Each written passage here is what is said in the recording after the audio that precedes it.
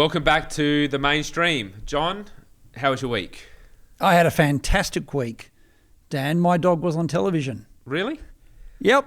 On Sky News. What, in person, in real life? No, a photo of my dog, Dan. So I was doing Paul Murray live last Wednesday night, and we were talking about the important issue of a new ACT law proposing that dog owners spend 3 hours a day with their dog, which is not entirely unreasonable, notwithstanding the fact that it's almost unenforceable as a law.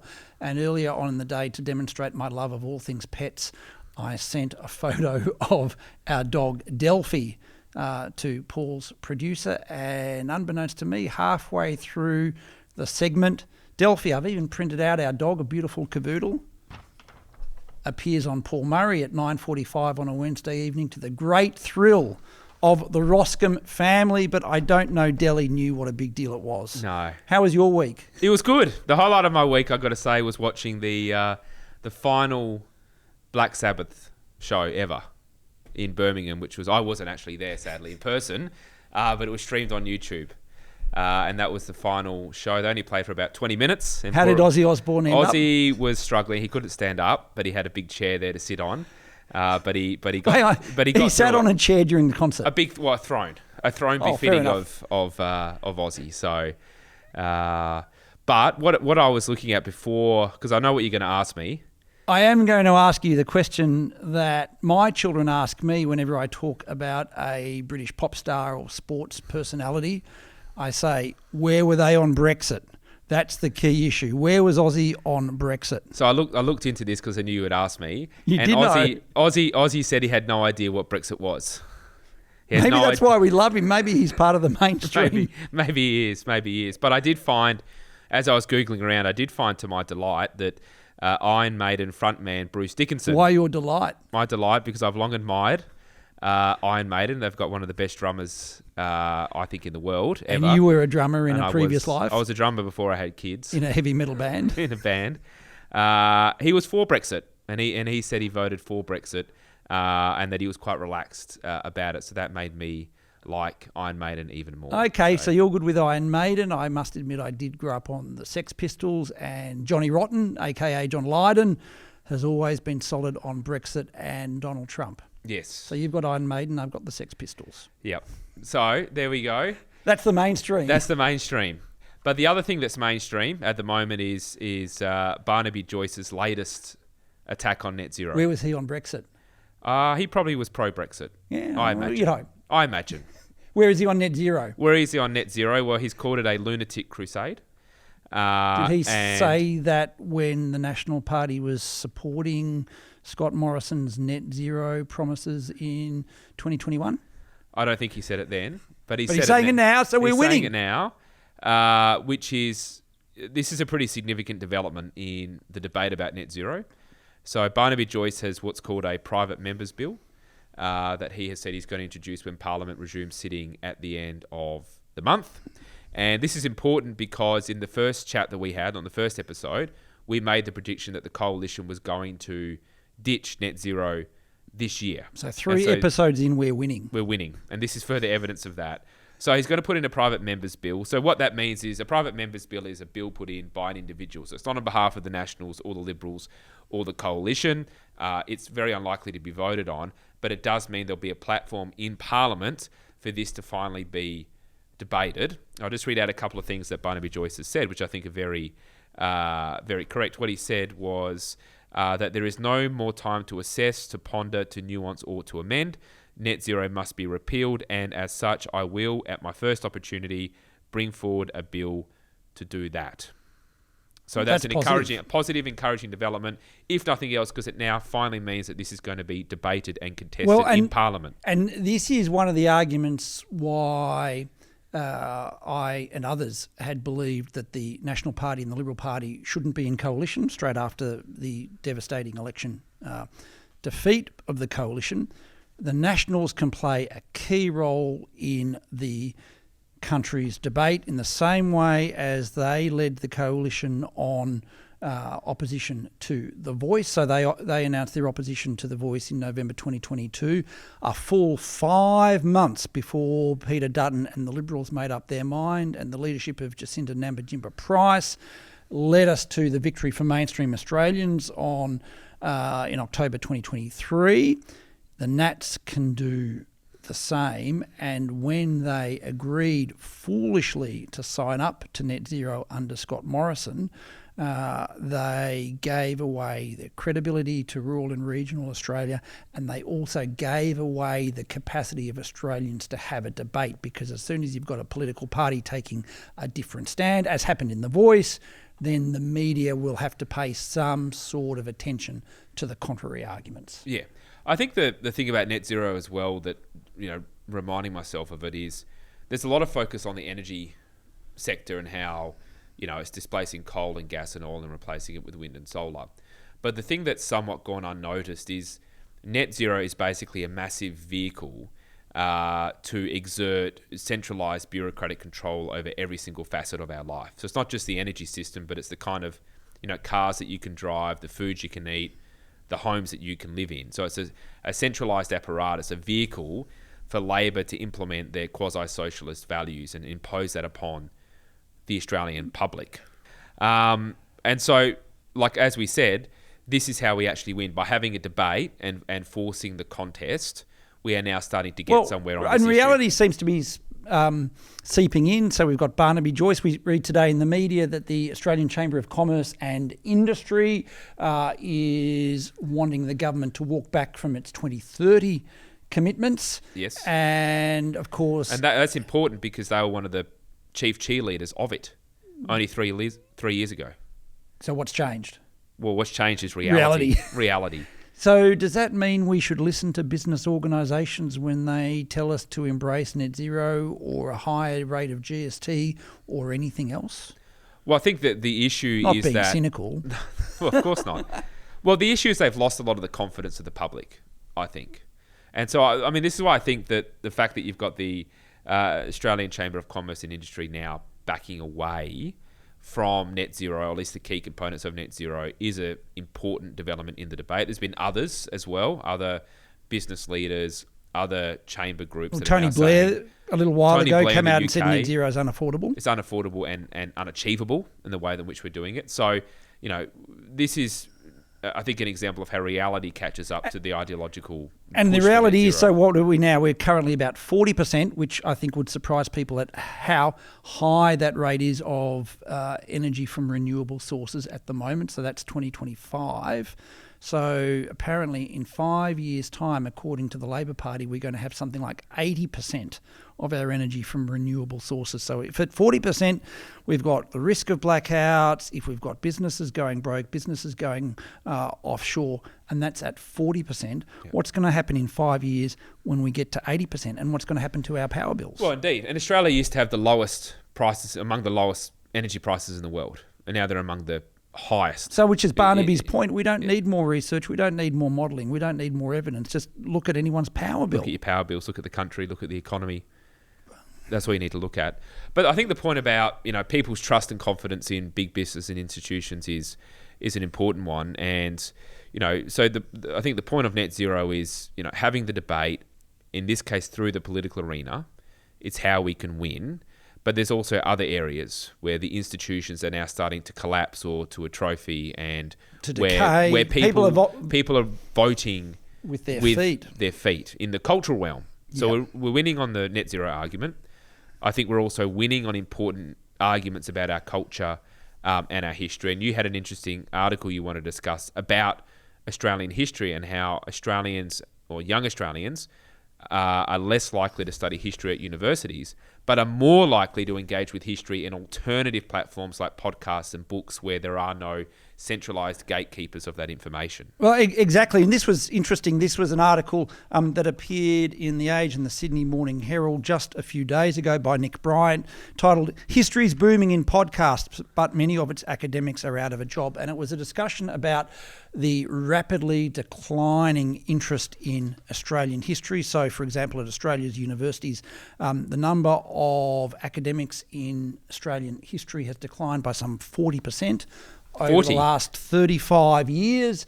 And that would be in the context of universities growing as well. Well, so it's not declining in a declining sector, it's declining in a growing sector. Exactly, and this is the point of the article, that while universities are rapidly increasing their enrolments, often from international students, but also from domestic students, history is collapsing. And it's interesting because, as you know, Dan, the IPA started the Foundations for Western Civilization program a decade ago to look into history. We're supporting Tony Abbott's very exciting history book that'll be out in October. We've got a big program of history study at the IPA, and it's interesting that the head of our Generation Liberty program here at the IPA, Bree McKee, wrote about the decline of history in Essays for Australia back in 2023. And back then there were history teachers again talking about the decline of history.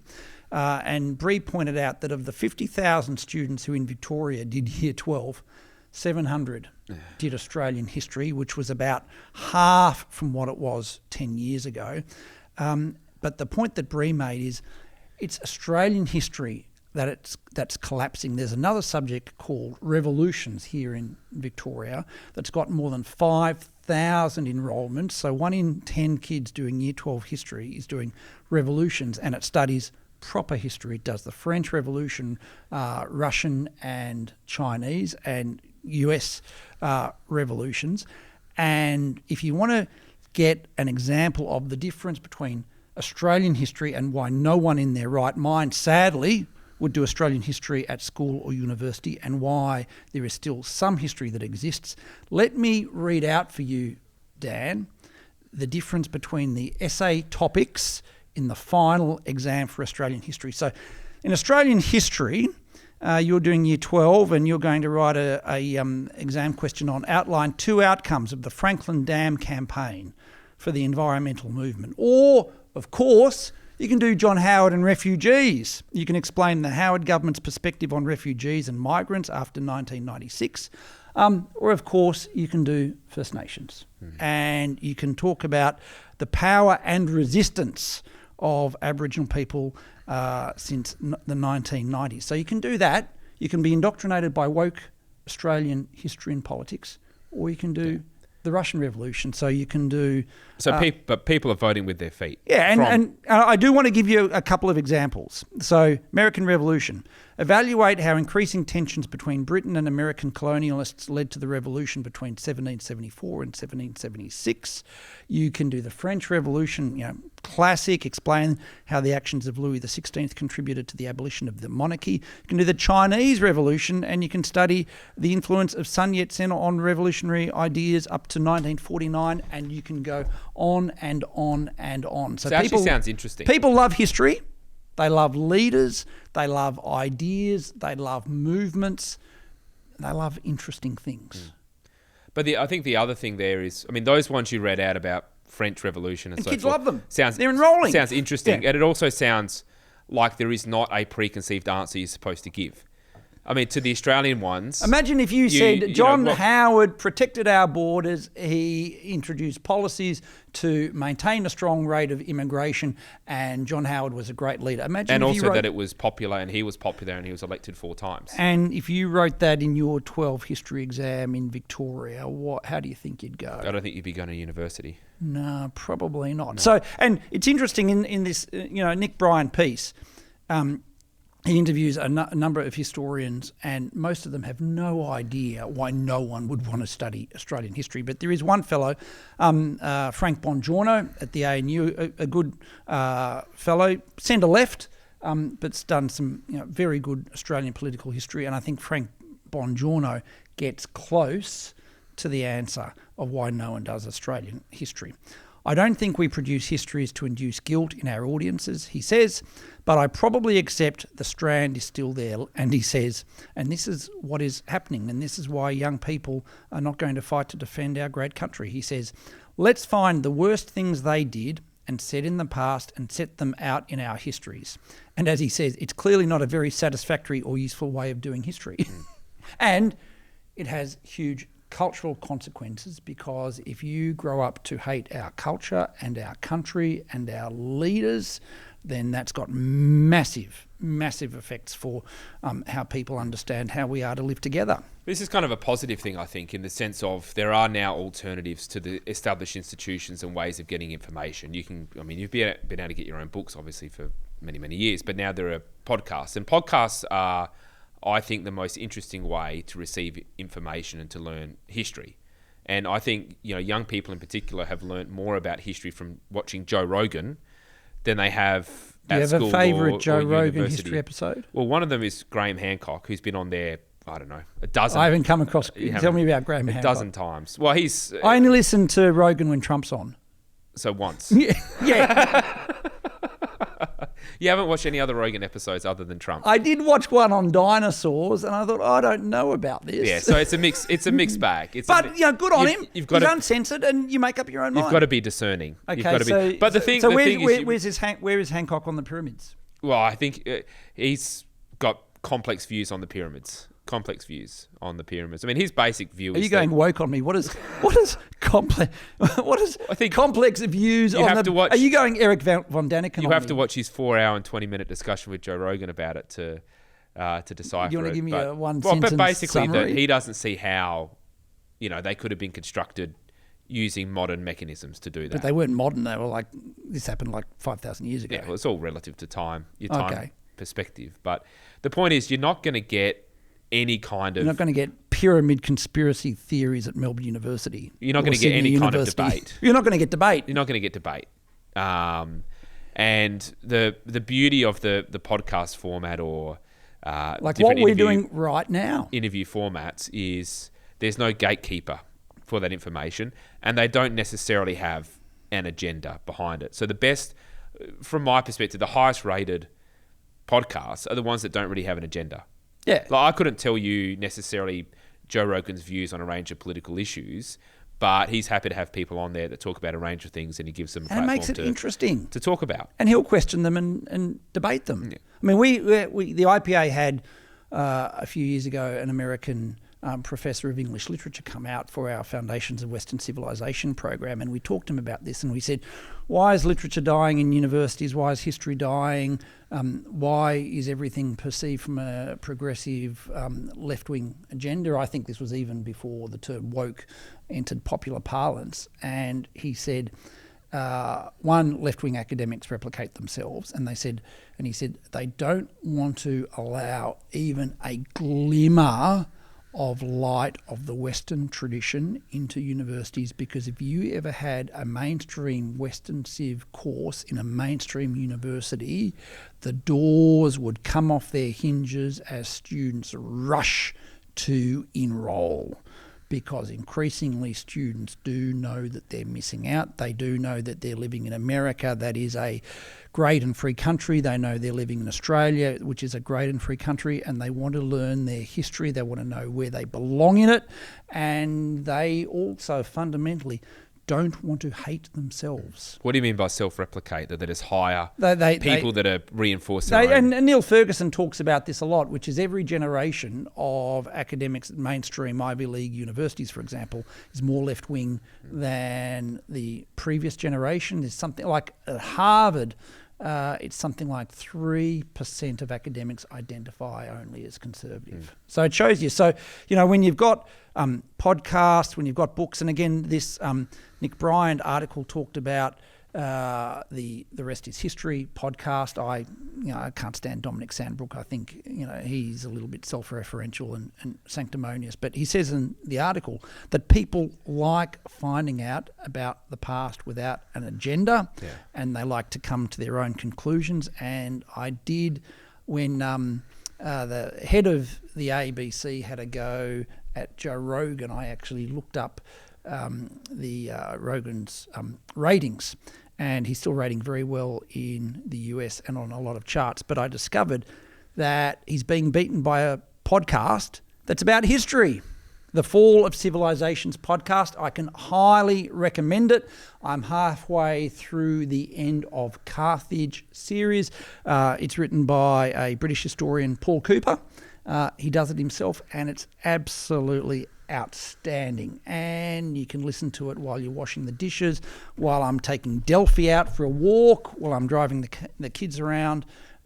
It's terrific, and I think one of the exciting things that we've been able to do at the IPA through our history program, what a number of other places around Australia are doing, is getting Australians to fall in love with history again, but not how it's taught at university. Yeah, I just think universities are eventually going to not necessarily completely, be obliterated, but I think in sort of a generation's time, you're only going to be left with a handful of the best universities that actually teach proper things.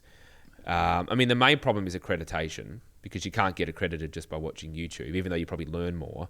But I just don't think that this would keep going. Well, if you actually want to learn something, so there's the basic core skill things, which are engineering, medicine, and so forth, which you need to go to some kind of established institution to learn about. But when it comes to... Perhaps, but all right, we'll move on. But when it comes to, humanities, what additional thing are you learning by going to university that you couldn't learn independently online from probably better presenters and teachers with more diversity? And especially now when everything is online, and you talk to the friends of my children who are first, second, third year university, if they're attending university, half of them literally never attend campus, so they may as well watch a video. And why would you watch? You pay the same. But you still pay full rate. And why would you watch a video of a Australian history lecturer who doesn't like the country they're lecturing in, when you could be listening to someone who loves history, who loves teaching? When Andrew Bolt and I did our 10 Great Books of Literature course, I found on YouTube 10 lectures by a professor out of, I think it was Yale, on Don Quixote, on Cervantes' great novel, and it was absolutely outstanding. And I was thinking, I am getting to listen to the best, most gifted, most engaged, most knowledgeable lecturer on Cervantes in the world. Why don't I just watch his lectures? Yeah. So speaking of institutions that hate Australia... And are failing, I also want to do... So what's our next institution that we're going to move on? Universities? Big business. No! Big business. I wanted to get your thoughts on big business. Which bit? In the context of the latest... Yeah, how they serve mainstream Australians. How they serve the mainstream. How they represent mainstream Australians, and how their CEOs love Australia. Yes, okay. Something like that. Let's go with that, yep. On the latest installation of Australia needs to have economic reform. True, which we do, but in the context of the Commonwealth Bank, earlier this week weighing into the debate about productivity. So, Jim Chalmers has got this kumbaya, talk fest, drum circle of we need to have productivity reform and so forth. True. Yeah, which will be we need bigger productivity. Which will be another facade for a union grab power. Tax increases. Exactly. When anyone says tax reform, they mean tax hikes. Yeah, it's like more taxes and higher taxes. It's like when he had that workplace productivity roundtable, and business was completely... Well, I don't think they were fooled. I think they knew they were being fooled, but they thought they didn't have an alternative because there was a new government. And how did that turn out for them? Well, that's what happens when you don't have leadership. Sometimes you just have to pitch your tent and make an argument rather than going business with the government going of the day. All in on economics. But they're going all in on economics. So but this is quite interesting. So the Commonwealth Bank has said basically they want to have reform to increase productivity. So that includes cutting income taxes, paying for it by increasing the GST. Bad. And having a wealth tax. What exactly that means, unclear. But regardless of the merits of what they're saying, I think that they're incredibly tone deaf, not just Commonwealth Bank, but other major institutions. Should we be listening to the Commonwealth Bank talking about Australia? They're tone deaf because no one is listening to what they have to say, because the Commonwealth Bank of Australia shut the door on mainstream Australians. What did they do? When they put $2 million into the Yes campaign to divide Australians by race. They didn't support the No campaign, which 60% of Australians supported, and they didn't support the idea that all Australians are equal? No, but what they did say... What did they do? What they did say was that the donation to the Yes case was consistent with the bank's values. Just to divide Australians. Just not and the rank us values by of race. of the customers. So, yeah, so this is the issue. And when we talk about the crisis of leadership, this is what it is. When you don't have the trust of the public, when you're using other people's money to engage in racial division, to undermine mainstream Australian values, nobody is going to listen to you. Even if you've got good arguments on the economic front, some of their arguments are good, some aren't, but no one's listening. And I just don't think we're going to have any meaningful economic reform until our political leaders understand that they need the trust and confidence of the community to pull off these kind of changes. And again, we talked about this on our most recent discussion, that if we are to engage in reform, and it could be difficult reform, our leaders have to be trusted. Is Anthony Albanese going to be trusted? Is the CEO of CommBank going to be trusted on his $7 million a year package at least, when he supports Australians being divided by race? When we've just talked about how business in 2022 supported net zero and is now walking back from net zero, when they embrace DEI initiatives, ESG. ESG, eventually business and politicians, Labor or Liberal or National, are going to have to understand that they need to represent mainstream Australians in some way, and they're not doing that. And that's when people talk about why can't we embrace the years of reform of Keating and Hawke and Howard and do all of that? Well, okay, back then I would argue the politicians were more likely to speak for the people. Businesses weren't so removed from their customers. We didn't have as many overseas-born CEOs as we do now. Australia is just a launching pad for international CEOs of big businesses to come and go. After 3 or 4 years, they have less of a stake in the country, and a lot of people have spoken about that in recent years. That's probably the single biggest reason why we don't have reform, because these people don't speak to our best interests. Is Australia's best interests really to pursue net zero? Really? Yeah. And I think it's been a long time since we've had business leaders that would actually stand up for the national interest. In part, as you're saying, I don't think they always understand it. But also I think they find it easy just to go with the flow, because I'm only going to be CEO for 5 years. Correct. I get my pay packet, and then I want non-exec positions afterwards. I don't want to disturb anyone. And again, we saw that, and we keep on coming back to The Voice, but The Voice was just such a perfect data point. What was it? It was something like 13 out of the 20 largest ASX companies explicitly supported yes. None of them supported no. Most importantly, there was not a single public company that represented the views of 60% of Australians. Yeah. Not one. And past that, big business, the BCA, ACCI, the other business organisations, none of them have owned up to this. They haven't been called out by it. The political leaders, because Peter Dutton never spoke about The Voice, because Albanese wanted to bury The Voice as an issue, no one has called them out on this. So, of course, they shouldn't be trusted. Yeah. Or believed. Yes. Yeah. And that's coming from a free market think tank here at the IPA. Yeah. Which is interesting too, which is how times have changed. Go on. What do you mean by that? Well, that we still get accused less and less these days of you're a voice for big business. Well, what voice is that? Big business is the voice for racial division. Big business is the voice for net zero. Big business is the voice for higher taxes. Big business is the voice for censorship. What part of the big business agenda that big business in Australia runs these days does the IPA represent? The IPA represents the mainstream, which is not big business. Well, I think one of the most interesting and probably the best thing Peter Dutton did as leader was to call for the boycott of Woolworths. Exactly. And I remember at the time people saying, it's not going to...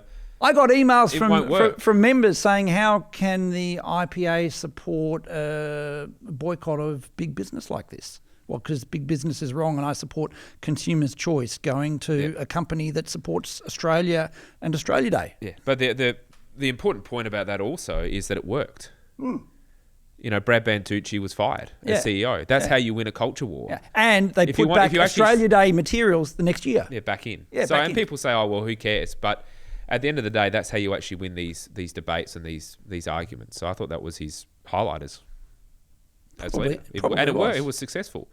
But just sticking with the cultural issue, John, you had a really interesting article in the Australian Financial Review which there's been a lot of debate about anti-Semitism, particularly among what is considered to be among younger people.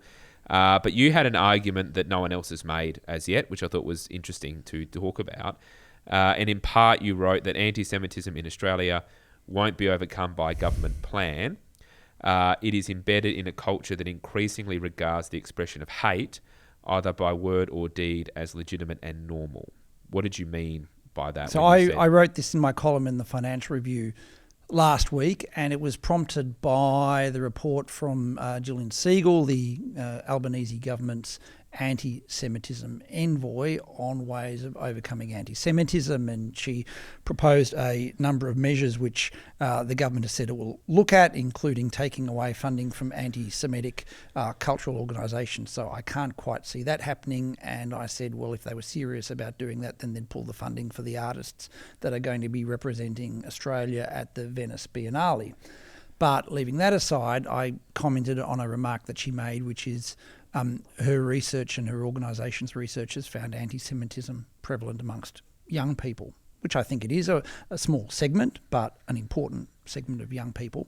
And I said, as you identified, that hate, anger is increasingly being mainstreamed. And I talked about the example of Greta Thunberg, when she famously addressed the UN Council and she screamed, "How dare you, how dare you." She wasn't saying it with love or empathy. She was saying it with anger. She was saying it with spite.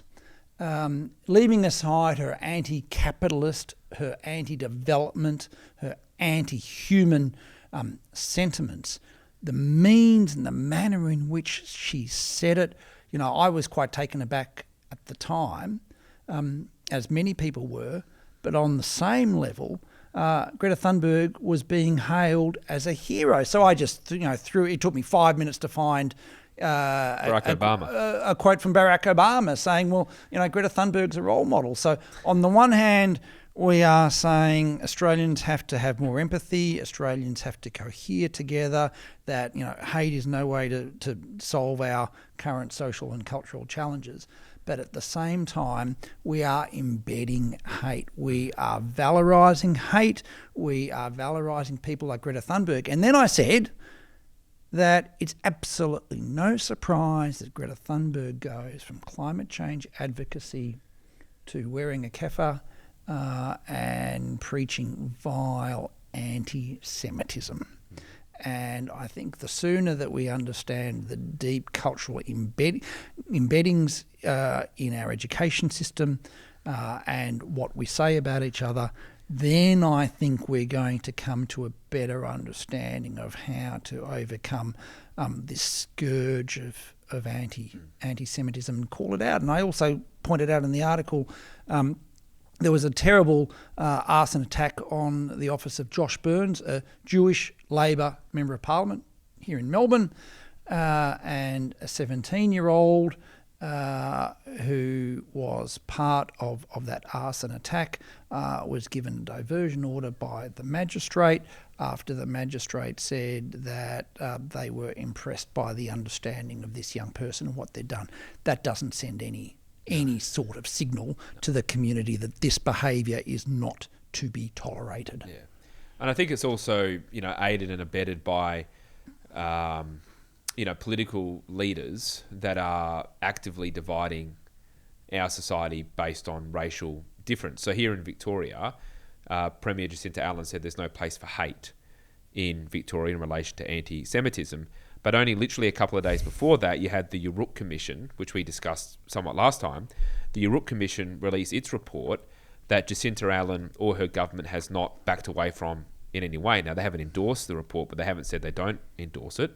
And she has said that they want to have a Aboriginal voice to Parliament in Victoria, even though Victorians voted no. 54% no. And the Uruk Commission report has recommended permanent racial division in Victoria through reparations payments, a permanent voice and a treaty, among many other things. So how can you say there's no place for hate and at the same time set up a two-tiered system of government and society based on race?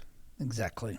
So that's why people aren't listening to the political leaders and the division they're causing. So they're not, again, it gets back to the leadership issue, whether it's to do with universities, big business or political leaders. Nobody is listening to them because people look at what you've done. When Commonwealth Bank gives $2 million to the void, that's what mainstream Australians see. So when you start talking about productivity reform, they're not listening. When Jacinta Allen says she doesn't want hate in our society, Victorians see that she is overseeing the massive division of biracial separation in our society. And Victorians see, and this is a phrase that's come from the UK, the two-tier standard that politicians apply. So as Victorians, and this applies in many other capital cities around the country, any weekend you can go to the streets of the CBD and see hate spewed by protesters on any range of themes, policies, aims and objectives. And then at the same time, our politicians are telling us don't hate. Do you think protests... why doesn't Jacinta Allen tell Lydia Thorpe don't hate? Yeah. Well, at least Lydia Thorpe's authentic. Exactly. She says what she believes. That's one thing I'll give her. Well, exactly. And this is a very real challenge. And until Australians understand it, our politicians don't. Which is why so much of this discussion about combating anti-Semitism, is confected. Tony Burke, on the one hand, can say I'm not going to support hate, and on the other hand, he's going to send artists to the Venice Biennale that are not promoting empathy and community cohesiveness. Yes, to put it mildly. John, I hesitated because I wasn't going to call it anything more than that. Yes. Your favourite segment, John, which is it is what you have been reading. Three podcasts in, I love it. Reading, watching, listening to. You've got another book for us about the 1968 Republican Convention. Yes, no, thank you, Dan, for this opportunity. It's a book given to me by a friend from Running Club, and he has an interest in politics, and we were chatting away, and Norman Mailer came up and he said, have you ever read any Norman Mailer? And I said, no, I know who he is. I think he had 5 or 6 wives, and I think he stabbed one of them.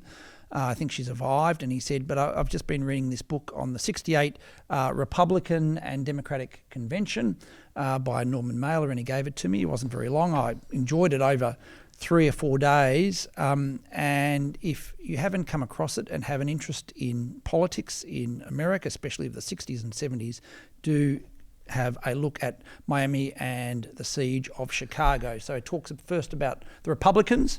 And interestingly for me, reading this in 2025, the split in the Republicans between what we today would call conservative and the moderates, or the left and the right, between the Goldwater supporters and the Nelson Rockefeller supporters, between the moderates and the Republicans, were arguing in 1968, if only we could be a bit more moderate, we might get elected.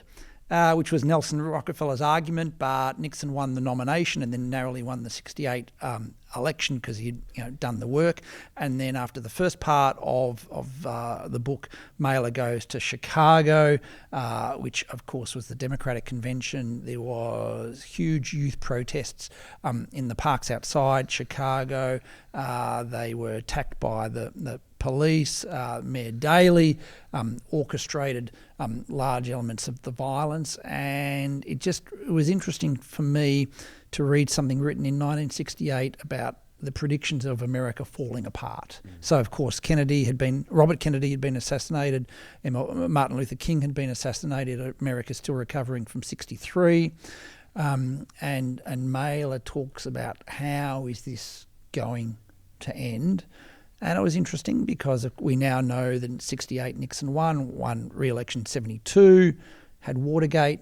A few years later, Reagan comes back and there's an American Renaissance. So for me, it was an interesting snapshot into a world that isn't completely unlike our own. Cultural upheaval, conservative reaction, tumult, and something better came out at the end of it. In addition to the fact that I'm not really into the beat poets, and I've tried Ginsberg a few times and never understood it, but Norman Mailer is actually a beautiful and gifted writer, and I really enjoyed it. So now I'm going to come back and read a lot more Norman Mailer, including the book of his experiences in the Second World War in the Philippines. Isn't it interesting how long it can take in a way if you say, but eventually you get there. Yeah, we got there in 1980 with Reagan. If you get there. So I think it's a good point. The lesson I took from reading that and listening is that you've just got to keep at making the arguments and making the debate, and politics often lags behind that. Like Barry Goldwater was a famous example of someone that made arguments, got absolutely smashed politically, but many of his ideas lived on because he was willing to actually and as George Will and said, it's also a messy, it's not a linear process. And as George Will said about the 1964 Barry Goldwater election, he won it. It just took them 16 years to count the votes. So there's hope, Dan. There's hope. All right, John, thanks for the chat. We'll leave it there for another fortnight.